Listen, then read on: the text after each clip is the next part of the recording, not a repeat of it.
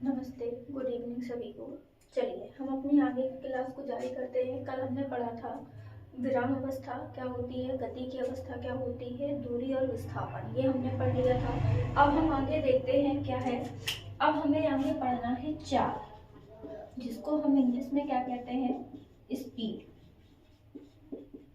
ठीक है, तो आप सभी ने गणित में, मैथ में पढ़ा ही होगा कि चाल क्या होती है। चाल बराबर दूरी बटे समय। ठीक है, अगर हम इसको परिभाषा के रूप में देखें तो हम इसको कह सकते हैं कि एकांक समय में तय की गई दूरी को हम क्या कहते हैं, चाल कहते हैं। किसी गतिमान व्यक्ति या वस्तु द्वारा एकांक समय में तय की गई दूरी किसको कहेंगे, चाल। एकांक समय में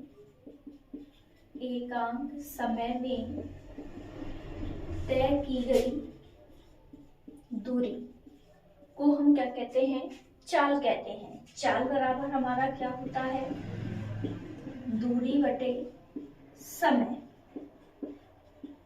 ठीक है, ये चाल का सूत्र होता है और चाल का जो मात्रक बनेगा वो क्या बन जाएगा, मीटर प्रति सेकेंड। अब ये जो चाल है वो किससे बन रहा है, दूरी से। और दूरी हमारी कैसी राशि थी, कल मैंने बताया था, अदिश राशि। तो जो हमारी चाल होती है ये भी कैसी राशि है, अदिश राशि है। ठीक है, फिर से सुन लेते हैं कि चाल क्या है। कि किसी गतिमान व्यक्ति या वस्तु द्वारा एकांक समय में, अब एकांक का मतलब होता है 1 सेकेंड।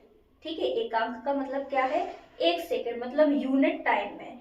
ठीक, तो एकांक समय में तय की गई दूरी को हम क्या कहते हैं, चाल कहते हैं। चाल बराबर दूरी बटे समय, डिस्टेंस अपॉन टाइम होता है। स्पीड इक्वल टू, इसकी यूनिट क्या हो जाएगी, मीटर पर सेकेंड। और ये कैसी क्वांटिटी है, आपकी स्केलर क्वांटिटी है। ठीक है, आते हैं अब हम अगले में, क्या आपका वेग। वेग को इंग्लिश में क्या कहते हैं, वेलोसिटी कहते हैं। ठीक है, क्या कहते हैं हम इसको, वेलोसिटी। अब जो हमारा वेग है भाई, चाल किससे बना है, दूरी और समय से। तो जो आपका वेग होता है वो आपका किससे बनता है, विस्थापन से बनता है, डिस्प्लेसमेंट से बनता है। ठीक है, विस्थापन बटे समय। तो यहाँ पे जो हमारी डेफिनेशन हो जाएगी इसकी, वो डेफिनेशन क्या हो जाएगी, सेम डेफिनेशन है। यहाँ पे हम एकांक समय में दूरी तय कर रहे थे, यहाँ पे हम क्या करेंगे, एकांक समय में विस्थापन को तय करेंगे। ठीक है, तो किसी गतिमान व्यक्ति या वस्तु द्वारा एकांक समय में तय किए गए विस्थापन को हम क्या कहते हैं, वेग कहते हैं। और इसका मात्रक भी क्या बनेगा, मीटर पर सेकेंड। ठीक है, मात्रक क्या हो जाएगा, मीटर पर सेकेंड हो जाएगा। अब देखो, विस्थापन जो होता था वो हमारी कैसी राशि थी, सदिश राशि, मतलब वेक्टर क्वांटिटी थी। तो जो हमारा वेग भी होगा वो कैसी राशि हो जाएगी, सदिश राशि हो जाएगी। ठीक है, कैसी राशि हो जाएगी, सदिश राशि हो जाएगी। मात्रा क्या रहेगा, यूनिट क्या रहेगा इसका, मीटर पर सेकेंड। सूत्र क्या होगा, विस्थापन बटे समय। ठीक है, अब आते हैं हम अगली डेफिनेशन में, त्वरण, जिसको हम इंग्लिश में क्या कहते हैं, एक्सीलरेशन। ठीक है, क्या कहते हैं इसको हम, एक्सीलरेशन कहते हैं। और जो त्वरण होता है, त्वरण आपका कहलाता है वेग परिवर्तन की दर।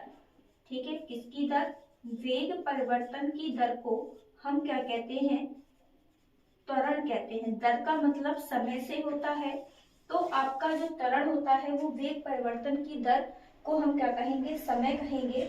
या हम ये भी कह दें कि एकांक समय में जितने भी उस व्यक्ति या वस्तु के वेग में परिवर्तन हो रहा होगा वो आपका क्या कहलाता है, त्वरण कहलाता है। और जो त्वरण है इसको हम डिनोट करते हैं ए से। किससे करते हैं, ए से डिनोट करते हैं, स्मॉल ए से। तो ये हो जाएगा ए बराबर delta we upon delta T. ठीक है, अगर हम इसको इस रूप में देखें तो ए बराबर delta we upon delta T, इसका जो यूनिट होगा वो हो जाएगा मीटर पर सेकेंड स्क्वायर। और ये कैसी राशि रहेगी, सदिश राशि रहेगी, क्योंकि भाई वेग सदिश राशि है तो त्वरण भी कैसी राशि होगी, सदिश राशि होगी। ठीक है, तो यदि समझ में आ गया हो तो लाइक शेयर एंड सब्सक्राइब जरूर कर दें। धन्यवाद।